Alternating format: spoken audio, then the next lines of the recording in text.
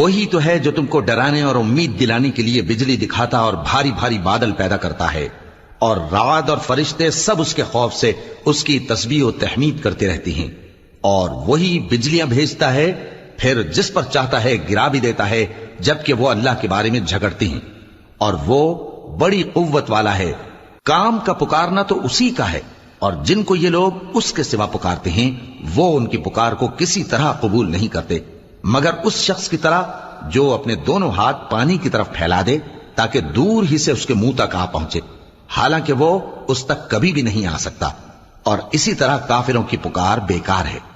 اور جتنی مخلوقات آسمانوں اور زمین میں ہے، خوشی سے یا ناخوشی سے اللہ کے آگے سجدہ کرتی ہے، اور ان کے سائے بھی صبح و شام سجدے کرتی ہیں۔ ان سے پوچھو کہ آسمانوں اور زمین کا پروردگار کون ہے؟ تم ہی کہہ دو کہ اللہ۔ ان سے کہو کہ کیا تم نے اللہ کو چھوڑ کر ایسے لوگوں کو کارساز بنایا ہے جو خود اپنے نفع و نقصان کا بھی اختیار نہیں رکھتے؟ کہو کیا اندھا اور آنکھوں والا برابر ہیں، یا اندھیرا اور اجالا برابر ہو سکتا ہے؟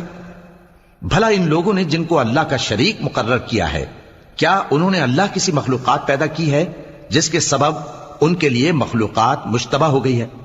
کہہ دو کہ اللہ ہی ہر چیز کا پیدا کرنے والا ہے، اور وہ یکتا ہے، بڑا زبردست ہے۔ اسی نے آسمان سے مے برسایا، پھر اس سے اپنے اپنے اندازے کے مطابق نالے بہ نکلے، پھر پانی پر پھولا ہوا جھاگ آ گیا، اور جس چیز کو زیور یا کوئی اور سامان بنانے کے لیے آگ میں تپاتے ہیں اس میں بھی ایسا ہی جھاگ ہوتا ہے۔ اس طرح اللہ حق و باطل کی مثال بیان فرماتا ہے۔ سو جھاگ تو سوکھ کر زائل ہو جاتا ہے، اور پانی جو لوگوں کو فائدہ پہنچاتا ہے وہ زمین میں ٹھہرا رہتا ہے۔ اس طرح اللہ صحیح اور غلط کی مثالیں بیان فرماتا ہے تاکہ تم سمجھو۔